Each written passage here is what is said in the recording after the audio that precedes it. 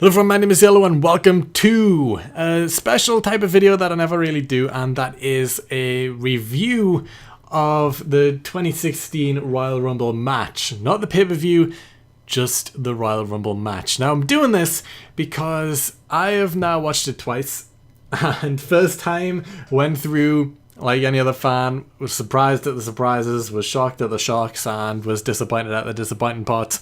But the second time through, I made some notes, and these notes I'm actually going to discuss in this video because there was a few things that I thought were noteworthy and things I would like to discuss with people watching this video. So this is my review of that match. So I wrote these notes as I watched it the second time. I was writing them down as I was watching, so all the things I'm going to talk about is from start to finish of the match. So the first thing I would like to talk about is AJ Styles. Now everyone knows by now, AJ Styles debuted at the Royal Rumble. He came in number 3 after Rusev was eliminated by Roman Reigns very quickly and my god, AJ Styles is in WWE. It didn't seem right. It didn't feel right. It didn't look right. It felt like I was watching some sort of weird multi-dimensional twist vacuum type situation. It wasn't right. But it was amazing and I loved it. AJ Styles came in, but as he did, the clock ticked down from 10, it hit 0, and the cameraman decided let's just focus in on Roman Reigns' unchanging face because, you know, that's the best thing to do. So it was zoomed in right on Roman Reigns' face. It came up on the Titantron saying the phenomenal one or something along those lines. Who knows? No one got to see that bit. It was too busy looking at Roman Reigns' face. That is gripe number 1 because I did not like the fact that it was too busy looking at Roman Reigns' face to see the reaction of the crowd or anything when it showed AJ Styles' name on that Titantron to show that it was him. But AJ Styles came in, fists flying, clotheslines, everything. He was going wild. And then number 4 is Tyler Breeze. Tyler Breeze comes in. He actually goes wild for a brief period of time. You know, he kicks Roman Reigns in the face. He turns around, hits the beauty shot on Styles, and Styles sold that amazing. I've got to say, it is the best sell I have seen of the beauty shot ever. AJ Styles flipped inside out. I thought that Tyler Breeze took AJ Styles' face off. It was amazing. Such a great sell by AJ Styles. If you can't remember it, you need to look back just at that one point. Tyler Breeze has been doing nothing since he hit the main roster, and as soon as he entered this match, he hits AJ Styles with the beauty shot, and that is the first time out of the entire time that Tyler Breeze has used that move where I've thought, oh my god, that kick is dangerous, because AJ Styles sold it more than anyone has ever done. Before that, you know, it was just like a spinning kick to the face. It didn't look like it did much damage, but AJ Styles sold it so amazing that I thought, my god, his face has just came off. But it didn't. But next thing I want to mention, Jericho coming in at number 6. Now I'll get back to this point. I just want to mention right now, Jericho came in at number 6. So we'll get back to that soon. Next bit. Kane eventually joins the match, and, you know, it cuts over to AJ Styles, and it just looked, AJ Styles had the expression on his face as if to say, when did Abyss join WWE? Because AJ just looked kind of shocked that Kane was in it. Kane was entering his 17th straight Royal Rumble. What a showing. That is a record that I don't think will get beat in a long time, if it ever does. You know, there's a few records where you think, yeah, that's never going to get beat. Like Undertaker's undefeated streak, I don't think that'll be matched again. It wouldn't be close again. But someone appearing in 17 Royal Rumbles straight, really doubt that will ever happen again.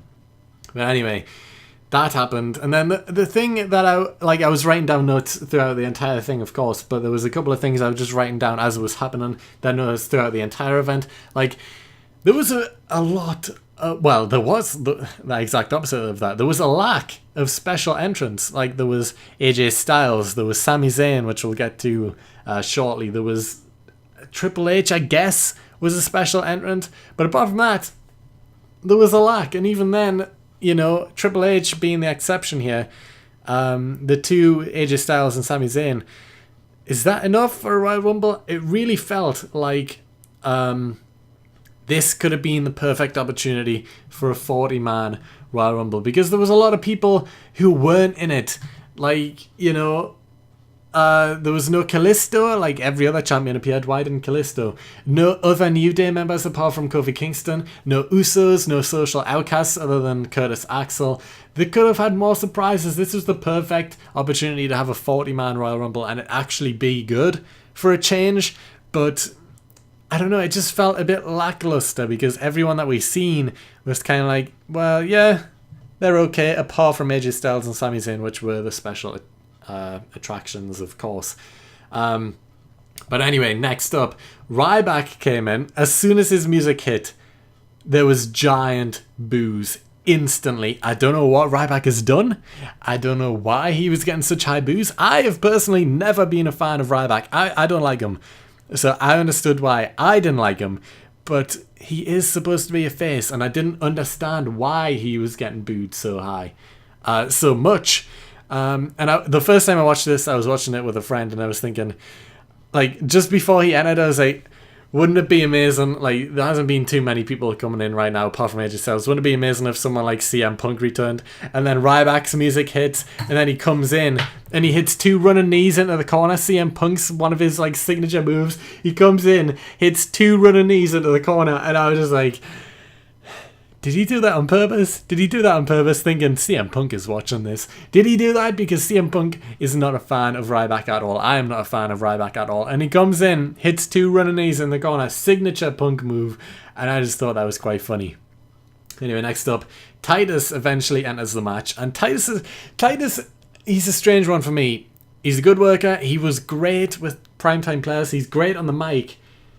But now it just seems like his new gimmick is just being a dad. You know, that is his gimmick now, being a dad. Because as soon as he entered, the first thing that was mentioned was that he won like some new father award, like something like that. I don't know. Like, it wasn't Father of the Year that he won a while back or whatever it was. It was a new like father award. I don't know what it's for. But his gimmick is basically just being a dad. That is his gimmick. And it's strange because he was so good with the primetime players. Darren Young still wrestles.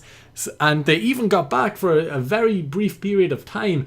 But now it's like he's just on his own and he isn't doing much because he's Titus O'Neil. He's getting old now. And yeah, he's probably not going to win another championship again. And it's just weird seeing him on his own and just having his dad gimmick. It's strange.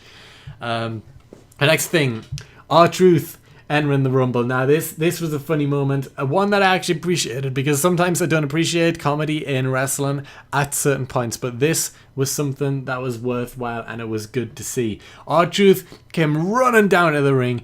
He went instantly after a ladder and for a brief second, I was thinking, things are about to get extreme in here. You know, there was that one Royal Rumble, I can't remember which year exactly, but where weapons were involved and everything. That was quite cool. I thought, there's going to be weapons in this Royal Rumble match. This is going to be good. And then he grabs the ladder, brings it in the ring, climbs it up, completely forgets from a few years ago that he is scared of heights. You remember that if you remember Miz and R-Truth being a tag team. He was scared of heights for a while. He climbs the ladder all the way to the top. And then holds his arms up as if he's trying to grab a briefcase. He says, "Where's the briefcase?" And then Kane drags him down off the top of the ladder and eliminates him. Now, when R-Truth was on top of that ladder, he was right at the very top. It was a giant ladder. I was thinking Kane's going to push this over and R-Truth's going to go flying outside. That would have been a lot better than Kane just dragging him off the ladder and throwing him out. But that's just my opinion. Small little gripe there. But I guess it still did the job anyway because Kane picked up the ladder and threw it to the outside anyway. So no weapons were actually involved in this match. A ladder was in the match, but it wasn't used as a weapon. Strange, but okay. I still like that comedy aspect, although R-Truth is just turned into a comedy character completely now. It's still good to see, I guess. Now, New Day coming into the ring. This was quite funny.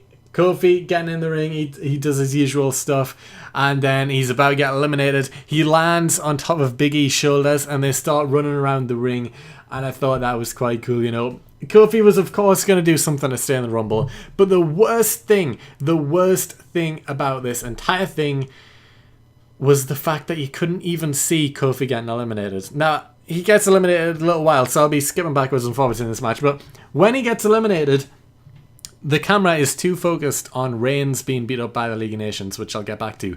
But Kofi and the New Day were grabbing popcorn, were grabbing drinks off audience members. That was pretty cool. I like that. It was classic New Day. This is why I love New Day so much. They know how to work it, and it was great. But when Kofi got eliminated, he got kicked by Chris Jericho, like a triangle drop kick off the apron.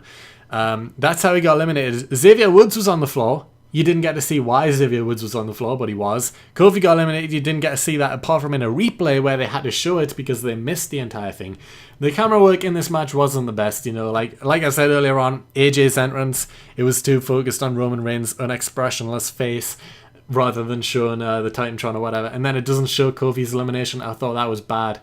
Yes, whilst Kofi was eliminated, Reigns got dragged under the bottom rope by the League of Nations, apart from Bad News Barrett because he's currently injured, which they never want to say that he's injured, but he is. And then he gets splashed by Rusev through the announce table. Now that was a cool spot. What wasn't cool, what was stupid, was the fact that after they did that, they just left him. Just left him there. And I was just like, why not throw him in the ring, climb in after him, throw him over the top rope? Wouldn't that be a good thing to do right now? Yes, you've taken him out of the match for now, but he's going to be back. And that was unbelievably predictable that he would come in late in the match again. Unbelievably predictable. And it was just a stupid thing to see. You know, they just left him there. And I get that they had to leave him there for him to come back later on. But it was the fact that he got dragged backstage and then come back out. It was just annoying to see that they just left him there. And it was just a stupid part on their end. They could have easily got him in the ring, thrown him over the top rope and eliminated him right then. But they didn't for story-wise and for the rest of the match, I guess. It makes sense, but I didn't like it anyway. For me, it was just like, just throw him in the ring and eliminate him, but they didn't. And what was good about that point was after Rusev splashed him through the table, he picked up a monitor and just took it with him. He just left with a monitor. And that was funny. That was great. I'm a fan of Rusev. I like Rusev. And the fact that he just took a monitor away with him, I like that. That was funny. Now, Kevin Owens was entered in next after Roman Reigns got disembodied by the League of Nations, and he came out. He was selling the fact that he had just been thrown through 2 tables by Dean Ambrose at the start of the night. That was good. And he goes instantly after AJ Styles. Them two trading punches left, right and centre, going wild. And then for a split second, this was like, I don't even know what happened. Neville was in the ring at this point, and he grabs AJ and he launches him. And I thought, Neville's going to eliminate AJ Styles. He launches him so far, and AJ catches himself, and he gets back in the ring, and then he's eliminated by Kevin Owens. And I forgot to mention this earlier on, but earlier on in the match, Ryback was in, of course, after he got the booze, and AJ sold a back body drop by Ryback. So good. He got launched in the air so high. Like, I've never seen a back body drop this high, and AJ landed it, and it looked bad. AJ, the master of selling Dolph, you're going back to school because AJ's taking your spot now. After selling a beauty shot and that back body drop so good, it was great. But Kevin Owens eliminated AJ Styles after Neville almost eliminated AJ Styles. I was a bit like, oh my god, what is happening here? Because as soon as AJ entered, I was like, whoever eliminates AJ is going to get massive, massive heat. No matter what. Kevin Owens, the perfect guy to eliminate AJ Styles. He just was. And it worked. But yeah, Kevin Owens eliminated AJ Styles. And as he was doing so, he said, welcome to WWE. That was good. That was good. That could lead to a potential match in the future between Kevin Owens and AJ Styles. That was good. And then number 20, Sami Zayn, the second surprise entrant of the night. Sami Zayn enters at 20, and he goes straight after Kevin Owens too. And Yeah, that was pretty cool to see Sami Zayn in the Rumble. I was kind of expecting him to appear. I was expecting either him or Finn Balor, and Sami Zayn appeared, and I was like, okay, well, Finn's not going to appear now. And Sami Zayn goes after Kevin Owens, and yeah, they rumble for a bit. That was pretty cool. And then at one point, Stardust gets eliminated. I can't remember who eliminates him now, and yeah, he gets thrown over the top rope. He lands next to Neville after Neville gets eliminated too. I think it was the Wyatt family. This was the point where like 3 of the Wyatt family members were in apart from Bray Wyatt. And Stardust gets eliminated. And at this point, his entire face paint had pretty much wiped off his face. He was pretty much back to being Cody Rhodes. And the only thing I could think of when I seen his face after he'd been eliminated with hardly any face paint on was that point in Scott Pilgrim where he goes, "You knocked the blue out of her hair." That was the type of thing that I would picture. I was like, you knocked the face paint off his face. That was what I was picturing when Stardust got eliminated. But in at 21, I believe, was Mark Henry. And Mark Henry got eliminated. Oh no, Mark Henry came in at 22 and he was eliminated instantly. Like in the pre-show, there was a 4-way tag team match to see which 2 members were going to be involved in the Royal Rumble match. Mark Henry and Jack Swagger won. Mark Henry comes in at 22. He's eliminated instantly. Like he was in for less than a minute. What a waste of time. What a waste of time. And then Sami Zayn also gets dumped out of the ring by the Wyatt family. And that seemed like a waste. Like Sami Zayn eliminates Kevin Owens after he gets in the match, and then Sami Zayn's just tossed out the ring by the Wyatt family, and I was a bit like, that's disappointing. Sami Zayn comes back, he lasts maybe 3-4 minutes, and then he's just dumped out the ring by the Wyatt family. It seemed a bit of a waste. It seemed a bit annoying. Like, he did what he had to do. He eliminated Kevin Owens, which made sense, because they'll probably feud, but the fact that he just gets dumped over the ring by the Wyatt family, it just seemed a bit of a waste. And during this entire time that the Wyatt family, like 3 of the members had been in the ring, Jericho, who came in at number 6, might I remind you, is just chilling in the corner of the ring. No one's really attacking him. The Wyatt family's going back and forth, maybe kicking him once every 30 seconds and then going after someone else. But he's just chilling there. And then at 23, Brock Lesnar comes in. I wasn't expecting him to come in this early. I was expecting 27 plus for Lesnar. But he comes in number 23. And he just completely destroys all 3 members of the Wyatt family. I don't know what Braun Strowman did to Brock Lesnar, but Brock was mad. Brock was so mad at Braun Strowman. He was clotheslining him so hard and stiff and rough. Like, oh my, I felt slightly sorry for Strowman because it looked like it hurt so much and it looked like he didn't deserve it. Brock was going so hard at Braun Strowman. Oh my god, it was amazing. And Brock destroyed the Wyatt family. And then, after Brock Lesnar came in at 23, Jack Swagger, the second person who won at the pre-show to get in the Royal Rumble match, he came in at 24th. He gets eliminated in 15 seconds. What was the point in Mark Henry and Jack Swagger winning that tag team match? Why not give it to Darren Young and Damien Sandow? Sandow reappeared after 6 months off in the pre-show match. He lost, and he'll probably be gone a while. But why not bring him in the Royal Rumble? That would have been a good little return for Sandow. I thought that could have been cool. Whereas Jack Swagger and Mark Henry lasted a total of maybe like a minute and a half between them, if that. It was stupid. Why have Jack Swagger and Mark Henry win if they're going to be eliminated in Mark Henry in less than 1 minute? Jack Swagger in 15 seconds. What was the point? There was no point. It was just stupid. It really was. But then Miz comes in. Miz goes straight over to commentary. That was smart. I actually liked that idea of Miz going over to commentary. I liked it. And as soon as he got over there, it was Michael Cole who asked, "Why aren't you getting in the ring? Are you scared of Brock Lesnar?" And he says, "I'm going to turn Suplex City into Misney World." And it was just like, oh my god. Did he just say Misney World? Did he just say Misney World? He did. He said Misney World. And that was quite funny by Miz. And then he just stayed there for a while. And then the Wyatt family, Bray Wyatt came in, and then this was after Brock Lesnar eliminated all 3 members of the Wyatt family. The Wyatt family got back in the ring during Bray Wyatt's entrance, and they eliminated Brock Lesnar. Now, everyone was predicting either Brock Lesnar, Roman Reigns, or Triple H was going to win this.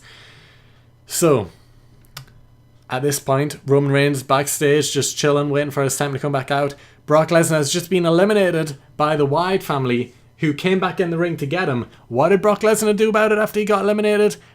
Not a thing. Not a thing. I thought he would have went wild on the outside of the ring. I thought he would have went after the 3 straight away, took them, and Bray Wyatt, maybe got back in the ring, eliminated Bray Wyatt, but he didn't. He didn't do a single thing. As soon as he was eliminated, he's like, well, that's that. And then he just walked backstage. It's like, Brock, you could have done something here. You could have turned into an absolute beast and just destroyed everyone. Got back in the ring, eliminated Bray Wyatt, but he didn't.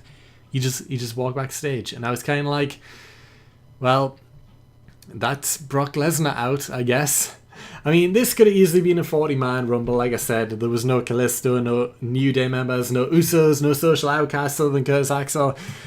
They could have done so much. There could have been so many more, like more surprises or anything, but there just wasn't. And it was strange. But then 29 comes in. That's Roman Reigns. And, yeah. No, it wasn't Roman Reigns. It was Sheamus. Sheamus comes in 29th. And during Sheamus' entrance, Roman Reigns comes back out. Superman punches Sheamus in the face, gets back in the ring. And then that's Roman Reigns back in. He's just had like a half an hour rest. He comes back in, he's fine again. And it's like, well, there you go. Roman Reigns back in at the end. Yay. Great. And then number 30, the most predictable number 30 of all time, Triple H enters the Royal Rumble. And when his music hits, like when I was watching it the first time, I was like, this is either going to be Triple H or Daniel Bryan. Please be Daniel Bryan. Please be Daniel Bryan. Don't make it Triple H. I don't want to see Triple H. Everyone is predicting Triple H to win it already. Don't be Triple H. Oh my god, it's Triple H. Great. So Triple H comes out number 30. And I guess it was cool to see him, but at the same time I was like, please, there's not very many high caliber superstars in the ring left right now.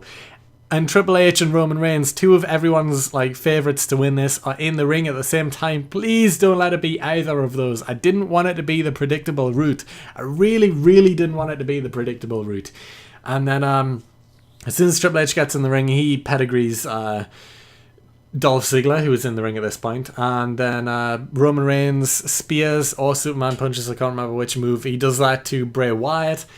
That was pretty cool, I guess. And then there was a stare down at some point between Wyatt and Triple H, and I was like, oh, that's interesting. That is interesting. But nothing really happened there, apart from Bray Wyatt was dumped out the ring by Sheamus and Triple H. And now at this point, there is 5 people left. There is Chris Jericho, who came in at number 6. There is Dean Ambrose. There is Sheamus. There is Triple H. And there is Roman Reigns. Those are the final 5 people. Now, Chris Jericho has been in this ring at this point for just over 50 minutes. And then he gets eliminated by Triple H and Sheamus. And there was no reaction. No reaction at all. It was kind of like Chris Jericho survived from number 6 over 50 minutes for this point. Then he just gets dumped out the ring. And that's it. That's the end of Jericho. No one cares. No one mentions Jericho again. No one mentions anything. Jericho doesn't even hardly react. Like, there was nothing on the line for Jericho at all. No one predicted Jericho to win at all. No one even thought he would get this far in it. But he lasts that long, and he's just dumped out of the ring. And then that's that. That's that. He was technically the longest person inside the ring in that Royal Rumble since Roman Reigns was spent the majority of it backstage. He was the longest person in the ring. And yeah, why? Why? Like, he came in number 6. He could have easily been eliminated at any point in this Rumble and no one would have cared. But he lasted until the final 5. And it was just weird to me, seeing Jericho all the way at the final 5 after being in for so long, when there was nothing on the line for him at all. There was no chance he was going to win it. And it was just strange. Why was he in the final 5? Why? It just didn't make any sense, but he was. And then he gets eliminated after 52 minutes, I'm going to say. It was 50-something minutes. But then it was down to Sheamus, Triple H, Reigns, and Ambrose.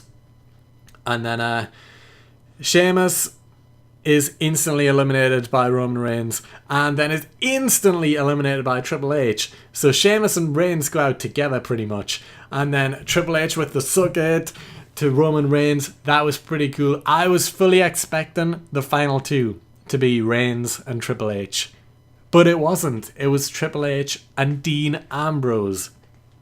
So Reigns was out. There was going to be a new champion. It was between Dean Ambrose and Triple H. And if I had to put money on a person, I would put every single pence I own on Triple H to win this. For the sole reason, Dean Ambrose is Intercontinental Champion. They're not going to go into WrestleMania with Dean Ambrose being IC and World Heavyweight Champion. It's not going to happen.